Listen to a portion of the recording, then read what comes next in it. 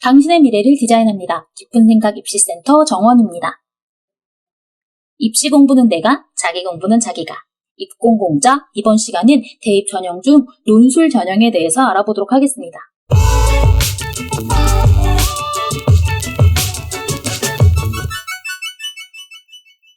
일단 논술 전형으로 대학을 가야겠다라고 결정하는 시점은 보통 고등학교 2학년 중반 이후가 될 것이라고 생각이 됩니다. 논술 전형을 고려할 때 가고 싶은 대학을 정했다면 첫 번째로는 수능 최저 학력 기준이 있는지를 확인해 보셔야 됩니다. 내가 논술을 준비하는데 논술만 준비할지 아니면 수능도 병행해야 할지, 그리고 병행하게 될 때 몇 과목에 신경 써야 되는지 이러한 부분을 확인해 보셔야 됩니다. 대부분의 학교에서 수능 최저가 없다라고 하지만 아직 논술 전형에는 많이 존재하고 있습니다. 그래서 꼭 수능 최저 학력 기준을 확인해 보시고, 이 보시면 대표적으로 수능 최저가 없는 학교, 그다음 수능 최저가 있는 학교 이렇게 나와 있습니다. 자, 여기서 연세대와 건국대를 한번 살펴보면요. 두 학교는 연세대는 수능 최저 학력 기준을 폐지했고 건국대는 수능 최저 학력 기준을 신설했습니다. 그런데 연세대와 건국대 공통점은 바로 논술 100%로 학생들을 선발한다는 거죠. 이렇게 수능 최저가 있고 없고 그다음 논술이 몇 %고 이러한 부분들 다 따져보셔야 됩니다. 자, 그래서 첫 번째 수능 최저에 대한 말씀 드렸어요. 그 다음 두 번째로 우리가 고려할 사항은 어떤 것이냐면요. 인문계의 경우에는 수리 추론 논술을 하는지의 여부, 그 다음 자연계의 경우에는 과학 논술을 하는지의 여부, 이것을 꼭 확인해 보셔야 됩니다. 인문계의 경우에는 인문 논술만 하는 것이 아니라 수리 추론 논술을 하는 경우가 있습니다. 서울 소재 주요 대학 중 건국대 인문사회, 중앙대, 경희대, 한양대 상경 계열의 학과에서는 수리 추론 논술이 출제됩니다. 자, 이러한 부분들을 확인하셔야 되고요. 그 다음 자연계의 경우에 과학 논술을 하는 학교들이 있습니다. 과학 논술을 하는 학교들 중에서도 내가 과학을 선택할 수 있는, 과목을 선택할 수 있는 학교가 있고요. 지정되어 있는 학교가 있습니다. 자, 그래서 과학을 선택할 수 있는 학교, 즉 과학 논술을 보는 학교들은 연세대, 성균관대, 중앙대, 경희대 등이 있고요. 그 다음 과학을 선택하지 못하고 지정해주는 학교들이 있습니다. 그 학교가 홍익대와 건국대, 그리고 울산대, 아주대, 의예과 등이 있어요.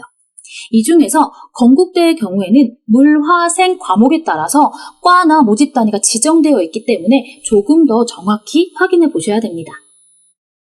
그 다음으로 우리가 고려해야 될 부분은 논술이 몇 % 들어가고 논술 이외의 것이 어떤 것이 들어가느냐 부분입니다. 보통 논술이 들어가고 학생부가 조금 들어가는 학교들이 많이 있어요. 물론 논술 100%인 앞에서 살펴본 연세대, 건국대도 있습니다. 하지만 학생부가 40%까지 들어가는 학교들도 있어요. 단 여기서 주의할 점은 학생부 40%라고 해서 무조건 난 안 되겠다라고 생각하실 필요는 없고요. 그 학교에서 어떻게 반영하는지를 보셔야 됩니다. 예를 들면 한양대의 경우에는 논술 80 그리고 학생부 20 이렇게 반영을 합니다. 그래서 한양대를 가고 싶은데 제가 좀 걱정이 되는 거예요. 내신이 안 좋아서. 어떡하지? 하고 모집 요강을 자세히 살펴보니까 한양대는 교과 성적을 보는 것이 아니라 이 학과에 올 만한 과목들, 이때 이수해야 할 과목들이 이수가 되어 있는지의 여부를 판단하는 학생부 20이었습니다. 이런 식으로 학교들마다 반영하는 정도가 다르고 성적이 들어가는 경우가 있고 그렇지 않은 경우도 있으니 꼭 확인해 보셔야 됩니다. 자, 그리고 가끔 어떤 학교는 학생부가 들어가는데 교과가 얼마, 비교과가 얼마 이렇게 되어 있는 학교도 있어요. 예를 들면 서강대 같은 학교인데요. 논술이 80%가 들어가고 교과 10, 비교과 10 이렇게 들어있습니다. 그럼 또 이런 걱정을 할 수 있죠.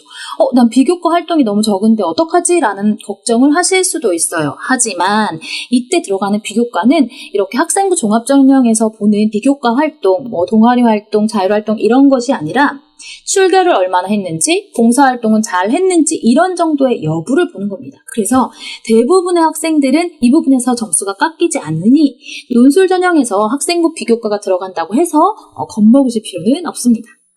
자, 이런 모든 것들은 사실은 모집 요강이 나오고 그 모집 요강을 잘 살펴보시는 것이 가장 좋은 해결책입니다. 자, 이제 마지막 부분입니다. 학생부가 들어가는 학교, 즉 학생부에서도 교과가 들어가는 학교가 있다라고 말씀을 드렸습니다. 여기서 조금 더 들어가서 우리가 이제 정말 지원해야 될 때쯤에는 무엇을 확인해 보셔야 되냐면요. 각 학교에서 내신을 진짜 어떻게 반영하는지, 즉 실질 반영 비율을 확인해 보셔야 됩니다. 어떤 학교는 1등급과 2등급을 차이를 많이 벌려서, 즉 1등급과 2등급의 점수 차를 많이 주고, 즉 1등급이 많이 왔으면 좋겠다라는 학교겠죠. 예를 들면 인하대 같은 학교가 있습니다. 어떤 학교는 1등급과 2등급, 2등급과 3등급, 3등급과 4등급 다 점수 차이가 굉장히 적은 학교들이 있어요. 이 학교의 대표적인 예가 성균관대가 되겠는데요. 이런 학교들의 경우에는 성적이 조금 낮더라도, 학교 성적이 조금 낮더라도 논술이 훌륭한 학생들을 뽑겠다라는 학교의 의지가 들어가 있는 거겠죠. 그래서 내신 성적이 똑같이 3등급이고 똑같이 4등급이고 한다 하더라도 학교들마다 반영되는 점수의 비율이 다를 수 있으므로 지원에 임박해서는, 그러니까 어떤 학교를 갈지 이제 결정하는 3학년에는 이 실질 반영 비율을 꼭 확인해 보셔야 된다라는 거 기억해 주시면 좋겠습니다. 자, 논술 전형을 고려할 때 첫 번째, 수능 최저 학력 기준. 그리고 두 번째, 인문계는 수리 논술이 있는지, 자연계는 과학 논술이 있는지.